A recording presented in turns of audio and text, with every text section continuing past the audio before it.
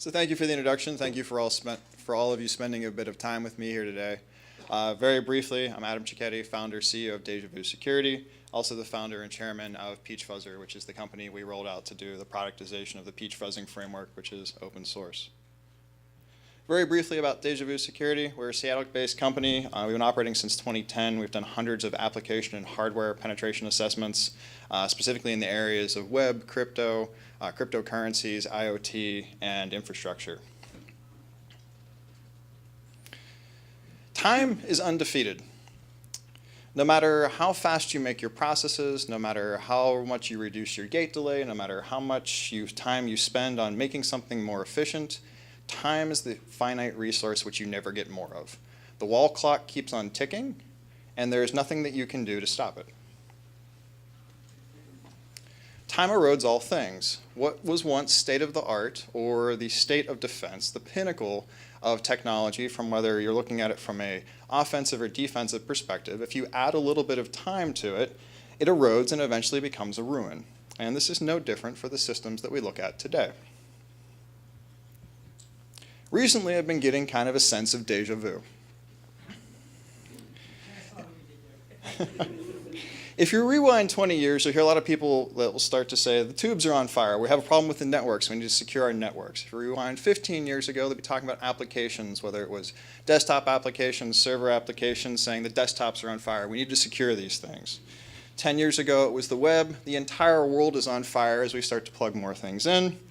5 years ago, it was the cloud. And recently, with the Internet of Things, our pants are on fire. And when I originally wrote this slide, I was like, maybe that's a bit of a stretch, and then Samsung went ahead and made a phone that exploded in your pocket, so I was like, all right, so maybe my epiphany here is not so far-fetched. Thank you, Samsung. So the problem is big. The first step to recovery is always the hardest, but awareness doesn't cure cancer. Obviously, as we create more systems and time continues to go on, we have some of the same problems over and over again. The cool thing about this is, though, is that if you're an attacker, you can't just gin up a security problem in someone else's system. You have to find the problem. It has to exist there already. The individuals that built the system have to have created it at some point. You cannot create a security problem in someone else's system, which gives it these very interesting properties. That means the number of security vulnerabilities out there is finite. Now, that's not to be saying that new systems aren't being built every day and constructed. However, at the same time, that gives them some very interesting properties. Security issues are inherited. Computers are very good at copying things. A security problem from one library to the next, one network configuration to the next, is no different here. It's very easy to get a security problem being inherited from one system to the next, like a bad fruitcake being passed from one relative down onto the other. They're plentiful. Defense helps, but for the last 20 years, we've been doing mostly, as a research community, kicking over more rocks, saying there's more problems in more places, and we're finding more things faster than we have the ability, in many cases, to kind of keep up. They're random. The future is asymmetrically secure. We've gotten very good at securing certain kinds of systems, operating systems, browsers, and certain other pieces, but you start to add the web, Internet of Things, and cloud, and we have to start this process all over again. And finally, they're polymorphic. The tools that we use to construct our systems eventually become security problems themselves. JTAG being a debugger, but also potentially a backdoor. And other logging and infrastructure become the same thing. So if we want to fix this problem at scale, we're going to have to start thinking a little bit differently. And there's occasionally this idea that we should just give up and monitor and mitigate everything, that there is absolutely no possible way for us to ever keep an attacker out of a system or make defensible systems. And I say we shouldn't start thinking that way. We should continue to think a bit differently, but not so differently that we throw in the towel. So let's take a look at the last 60 years or so of computer systems. Somewhere around the 70s, we took a whole bunch of hard copy and shoved it into mainframes, effectively taking distributed data from multiple sources and putting it into a centralized system. Shortly after that, we started to push this data out into individual PCs through the 80s, into the 90s, back into web and email, re-centralizing it, distributing it out through social networks, re-centralizing it into the cloud, and redistributing it currently into the Internet of Things. So if you look at this cadence, if you look at this clock, about every 10 years, we kind of have this pulse of we either centralize or decentralize the data in different places. And along with it follows the users. The users use dumb terminals on mainframes, to PCs, to email, and The way that their actions happen creates new data, and some of that data lingers in the eddies and places of where it's left over from previous usage models. Security, in effect, is a snapshot in time. The snapshot in time is the snapshot where the system designers and where the system builders decided to make it. So you take a set of libraries, you put it into some binaries, you put it on a set of systems, you push it out, and that snapshot can be very easy to end up in not where you're currently at. So there's a very interesting point along that graph, which is around 1995. In 1995, attackers are effectively unstoppable. The closer the snapshot to 1995, the harder it is to defend. So let's talk about that for a second. In 1995, there was absolutely no memory defenses like DEP, ASLR, stack cookies, or some of the other things we kind of take for granted today. There was no patching, and the patching that was out there was focused on reliability and availability, not security issues. There was little to no security awareness, and there was the default scope or the default attack surface installed for every single system that you would propagate out. So you would set up a new PC, or you set up a new server, and you would get everything turned on by default. So the closer the clock looks like what we did in 1995, the harder it is to defend. Which effectively means if you're trying to defend systems that have a snapshot that looks like 95, you're going up against Terminators. There's not really a good chance of you winning. Put slightly different, you wouldn't march this army today. You would not take riflemen in close order formation onto a field of battle and expect good results. The second they came up against modern attack, they would be immediately decimated by automatic or heavy weapons. Very similarly, you wouldn't march this army in 2117. Not to say the brave men and women of our armed forces don't do an incredible job. There's just too much time for them to catch up on. There's too many things that have changed. Their attack model, their defense model was done in the past. So how do we get to having systems shipping in 2017 that look like we're trying to defend them in 2002? Here's an example of a recent binary that we looked at that was compiled and shipped in 2016. It had a library, the last time it was touched or updated was from 2011, another library from 2006, which had another library baked into it from 2005. Finally, the oldest piece of code inside of it was from 2002, the last time someone updated it. So here's a modern binary being compiled and shipped with modern standards in 2016. And the point in time, which is trying to defend it as, is actually in 2002. So there was immediately a ton of bugs inside of it. So here's an example of going back all the way to 1995 and 2017. Here's a piece of firmware we recently looked at. It was compiled in 2016 from a reference implementation built in 2005, built on another piece of firmware from 2006, baked together from a library from 2005, all built on protocols from 1995.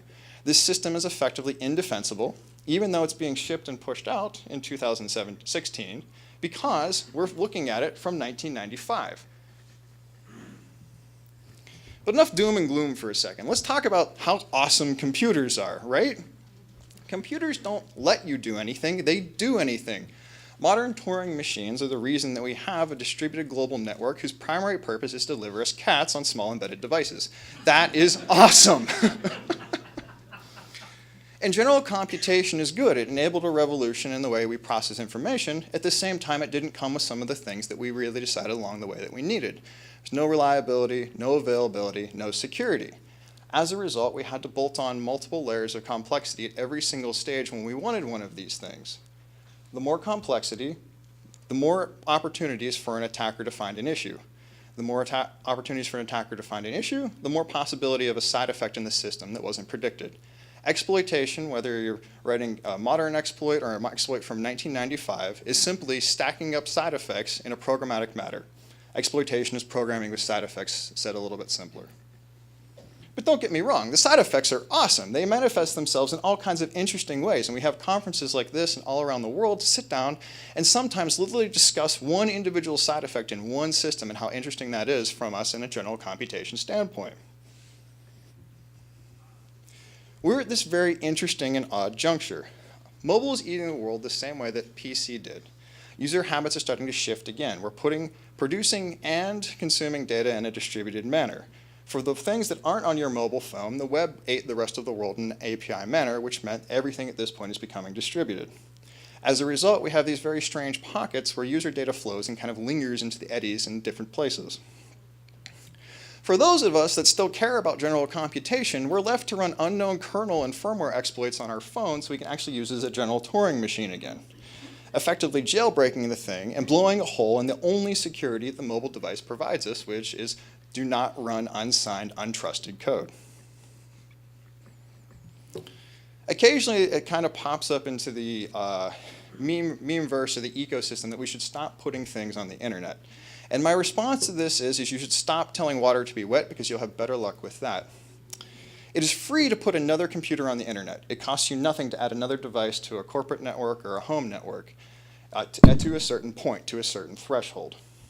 It is free to put a Pentium Pro inside of literally anything. We can put a Pentium Pro in a mop today, and it costs us $0. In 4 years, it is free to put an iPhone 1 in literally everything. And why is this? It's because of the inverse of Moore's Law. Everyone in this room is very familiar with Moore's Law. Moore's Law very simply states that every 18 months, the number of transistors doubles, and we get general computation, allowing us to revolutionize the world to have the fast CPUs so we can deliver cats to our faces instantaneously today.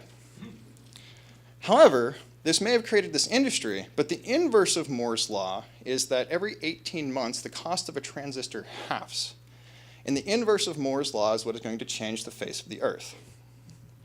So if we take a look at the number of transistors in a Pentium Pro in 1995 that cost 1,000 US dollars, and you apply the inverse of Moore's Law to it, putting a Pentium Pro in every single thing is free today and every day in the future. Putting an iPhone in everything in the near future, or adding a first generation worth of iPhone transistors to absolutely everything is $4 in 2018 and free in 2022. If you want to put that slightly differently, adding Wi-Fi, GSM, Bluetooth, GPU, CPU, storage, sound, and an interface is free for every single device in 2022. It costs literally the engineering time because the transistor cost is free at that point. Which is awesome! The internet finally showed up! The thing we've been waiting for, the thing that got us into this, like the cyberpunk future is finally here. I think that is amazing. That means the amount of air gap between our lives every single day is shrinking a little bit more and more, and frankly, I'm ready. Let's go. Like, plug me in. It's Matrix time. Unless, of course, you decide to try and live entirely offline, and at a certain point, the transistors become so cheap you can put them in back guano. But regardless, we can kind of move on from this idea. So technology, in my opinion, is awesome. In 5 years, my self-driving car will have an internet connection, which means I can live stream myself from inside of my self-driving car.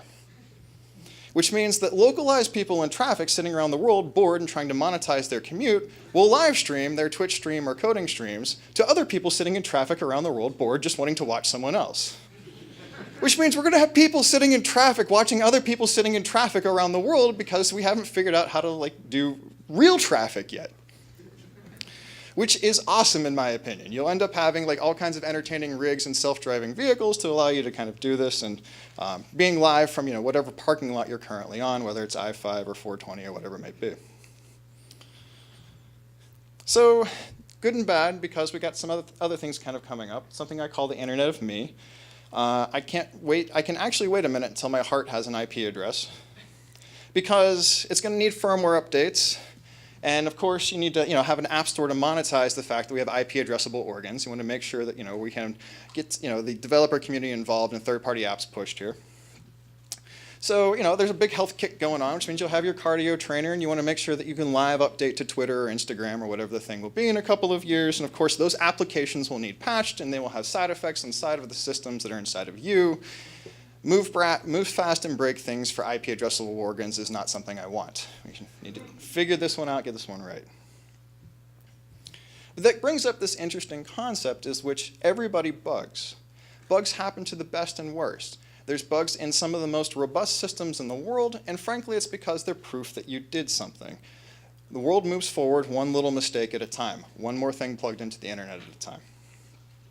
So, how do we talk about this to people that are the folks that make the decisions about these things? How do we make them understand or help them understand to take the snapshot in a better way such that they care about security? Well, the fastest way to lose normal people is to start with details. The buffer can overflow, causing a corruption of the pointer, which in turn is referenced by the V table to cause code to jump to a known location as a result of ASLR being compiled into the supporting DLL. This room knows what I'm talking about. Maybe a third of you care. The password is password. Everyone in this room knows what I'm talking about. None of you really care. A user can affect the details of user B. That's when you start to get people to care. What do you mean you can go into my virtual farm and steal my virtual sheep? I don't want that. I mean, I really don't. Like, I spent a lot of time on that virtual farm. And sometimes the details really, truly don't matter. There's certain things that get published, there's certain embedded systems, there's certain bugs that no matter how much you talk about the details, the impact upon our daily lives is negligible. So starting there is a road to basically a dead end. So how have we as an industry been getting things flowing? How have we been talking about this in a certain way that people can understand us? Well, we talk about impact. The user's bank account can be drained. One user cares. The company can no longer perform transaction. The entire company cares. The car performs a J-turn at 60 miles an hour remotely. You get a news cycle. The plane crashes. You get 2 news cycles, 4 if they can't find the plane. The pacemaker stops and kills somebody. 2 federal agencies and an N number of pacemaker users really care. Everybody else goes, I don't have a pacemaker, but that sounds terrible. What else is on the next channel? The power plant explodes.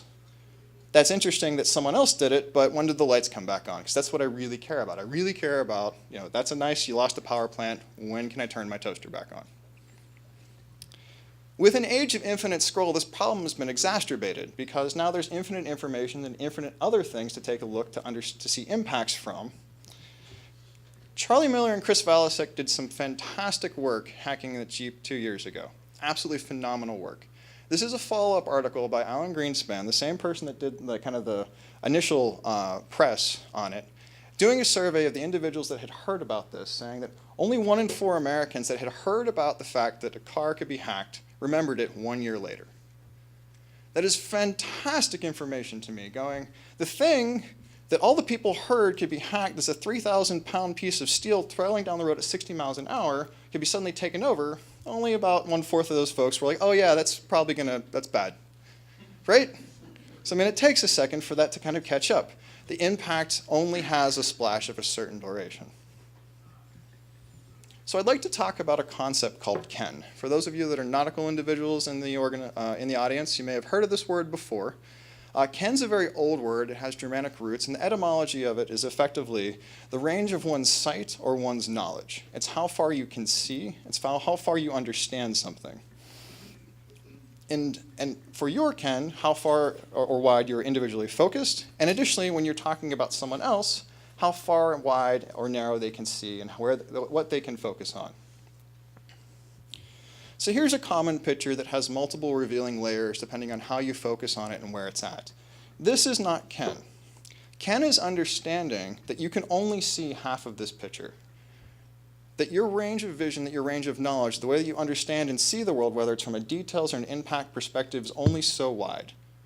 And that when you have someone else that you're talking to, whether it's your Ken in the audience or someone else you're speaking about, it's the exact same thing. They can only see part of the picture. But with our Ken together, we can start to see a more full picture that reveals multiple things, multiple layers, multiple different nuances between the 2 pieces combined. So let's get a little more concrete example. There, Ken. I need to move 14,000 planes a day with 300 people in them each, or the global economy stops. Full stop. My Ken, planes can crash or move in ways that you don't intend if you wire them to the internet. There, Ken. Customers really don't like to crash. My Ken is less planes move if they crash. So how about our combined Ken together is let's make planes that are better and safer in the future.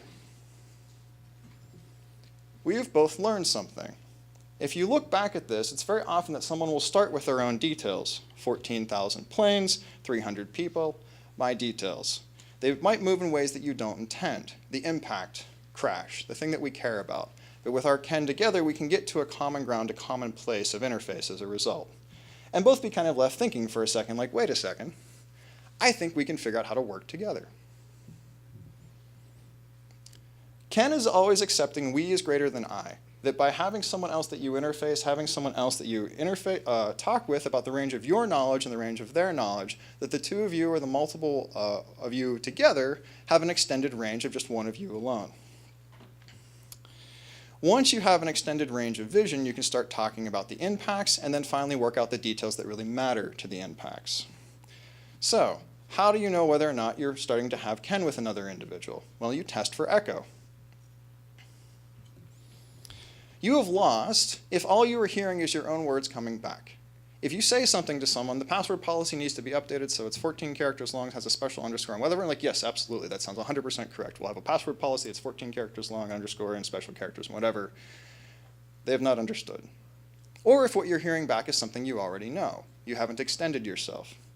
Shared ken is a shared exchange of knowledge and a shared range. In part, it's actually shared vulnerability because you're literally pointing out someone, I'm trying to understand what you're saying. I need you to help me see the place that I cannot see. When this doesn't occur, you have a sustained echo between two organizations. You have the same information either being passed back and forth, or you have the same individual saying the same things to each other, which is a fast construction of an echo chamber, and no one eventually learns anything. Eventually everyone synchronizes on the same message, agrees that the policy should be this, and we will do that, but nobody really has a way of extending themselves. On a decade timeline in any large community, this is a slow death because you have no new influences to be able to start to understand the problem in the domain that you need to have an effect on. So don't take my word for it. Let's take a look at 3 times that we won. Our 3 big wins were firewalls, encryption, and two-factor auth. These are all 3 examples of an extension of ken. I don't want to run Ethernet cable in my house. Well, how about a Wi-Fi network? What if it just happens to have a netted firewall with it? Here's a firewall into your home where you have something that makes your life a little bit better. Encryption. I can't make it to the store today or I want to work from home. Well, how about this tunnel? It happens to go over TLS and SSL, or it goes over an encrypted IPsec tunnel. Don't worry about those details. We have hundreds of smart people that sit in rooms on weekends to listen to people talk, so we can make sure that that works. But how would you like to shop from home? Sounds good, right? Or how would you like to work from home? Two-factor authentication. The first mass adoption of two-factor authentication was in the World of Warcraft MMORPG, because people didn't want to regrind the character they had spent 40 hours a week of their spare time putting back together. So, thank you, gamers. So what does that mean? We've won the same way that everyone else has. We have won when we've made someone's life better, when we truly understood what the thing that was impactful in their lives or their organization or where they were spending their time, and then saying, hey, here's a better way to do it. It just happens to be secure. Ignore that, and we'll just kind of sweep under the rug that we just Trojan horse security into your life. If you can shift a user behavior to something that's better and simpler, and is something that you've been talking about trying to build as part of the future for a long time, they will immediately adopt it. It happens like wildfire. Look at this thing, better, faster. I can get a package to my house in 24 hours. I can get, I can do my online transactions here, no problem. I don't even have to go into the bank. The users will always want to do the thing. If you truly understand the user or the organization that wants to do the thing, the ken starts to fall out pretty fast. So how do we keep up? So we keep up with 3 different things: details, impact, and ken. The details are very simple. It's what everyone in this room has been doing for a very long time. It requires a ridiculous amount of work to understand all of the nitty-gritty pieces of the systems, understand where and how they're vulnerable. However, I will posit to you, I make this hypothesis, that there are only 4 security bugs in all systems that we have ever constructed. The first bug is data being interpreted as code. This is SQL injection, cross-site scripting, buffer overflows, and a significant number of memory corruption bugs fall into this category. It takes some data, the system starts to interpret that data, it eventually interprets it as code, it jumps to a certain offset, and any place that the machine can take some data, parse it, and potentially interpret it as code, the security problem waits. We have spent a ridiculous amount of time here looking at this, and you can spend entire lifetimes mastering just this bug. And people have. They've spent entire careers on one of these bugs or a multitude of these bugs. And so as a result, we've made some pretty good gains here. We have things like DEP and ASLR and stat cookies and static analyzers and dynamic analyzers and fuzzers. We've done some pretty good work here. The second bug is that gamers are always going to game. In my first bug, it's that data is being interpreted as code. And the second bug, it's that the logic of the program is not being executed as intended. You're taking a different flow through the program. We haven't made a lot of good progress here in automating these types of systems to be able to make logical checks for every condition. Additionally, there's also the metagame, which is pushing the clock back as close as you possibly can to 1995 by finding the weakest place in the graph. Attackers will always go after the weakest point, and the weakest point will be whatever in your infrastructure, programs, systems, whatever it is that looks closest to 1995, unless the motivation versus reward scenario is incredibly high, saying, I want a bug in modern iOS 11, or I want a bug in Chrome, and there's a significant amount of money or motivation behind having that bug, either from an organization perspective or political perspective, it doesn't matter. Only in the cases where the reward scenario is that high will an attacker not go for the weakest point in time. The next one is the secret isn't secret. Everyone has seen the password, or we all use the password 1 exclamation point, and this is secure by most modern policies that you'll see in many IT organizations and many websites that you go to. A more secure password by a stronger policy of 16 characters, special upper or lowercase, is actually an SQL injection vector of or 1 equals 1, and it is absolutely a valid password by many modern policies. If we're not passing around word jumbles to each other, we're passing around bits that we may or may not be able to verify were entropically created on one machine, send them to another machine to have them may or may not correctly entropically verify and use that for another operation. Many of our RNGs and other things still have a lot of work, and we're finding a lot of bugs, even as recent as the Infiniron bug. And the last one is the thing is in the wrong place, and this usually manifests itself as the following. What is this? Oh my God, this should not be here. How did this get here? Whether it's a system on the wrong side of the DMZ or a person on the wrong side of a physical security door, the thing being in the wrong place is often indefensible because it's outside of the area you were hoping to defend it. If the system you're trying to build looks like 1995, it's impossible to defend it because it's not in 2017. So to master impact, you need to be able to start to see the system as a graph of lists sorted by time. This allows you to understand what matters in the system most and what you can cut out of the system immediately. At that point, you can start to use the details to break that point in the system, and when the system will not break, you change the game by moving the clock. So let's talk a little bit about mastering the graph. So when you start to see the system as a graph, and you start to label points in this graph, whether this is an infrastructure graph, a binary graph, it doesn't matter, and starting to understand where pieces of this have been constructed and what matters the most, you can start applying actions to then update it to get it more secure, to move it more forward in time. When you understand what your organization cares about or what you care about, you can start to actually spend time and resources in places that deter the most amount of attack or the most time of an attacker. Because the attacker of your systems, or someone that's in an offensive scenario, also has a limited amount of time and resources that they can throw at anything. Waste enough of their time, waste enough of their resources, make it such that what they're going after isn't valuable to them or your organization, and you start to have real impact on their ability to exploit you. To master Ken is to know yourself and the ideas and creations that you have put into the world, as well as the systems that you care about the most. It's asking to understand yourself and others, and the impacts to then use to connect yourselves to other individuals and organizations faster. At that point, using the details to demonstrate the issues in each of the systems. If you start with details, you will always lose the individuals that you're trying to extend your Ken with. The interesting thing about Ken is that it is a double-edged sword. In cooperation, it allows you to extend your knowledge and extend your range and understanding. In conflict, it allows you to immediately find where your opponent is blind. Where they're blind, they cannot defend. So if you want the fastest way to go into a system, the fastest way to find a massive impact in a system, and you understand the Ken of where someone else is blind, and you target that, vulnerabilities immediately fall out. It doesn't matter about the details at that point. So I would ask you to start testing for echo, to step out of the echo chamber from time to time, to start going and talking to other individuals either in your organization or at other conferences, other places, about some of the problems that they have, and just listen. Hear what they care about and understand why it's important to them, such that you can go forward and use that as some way to extend your own vision and knowledge and port it to different places. See how much you hear back when you start. See how much you hear back when you start interacting with them. But most importantly, see what you didn't have any idea of previously.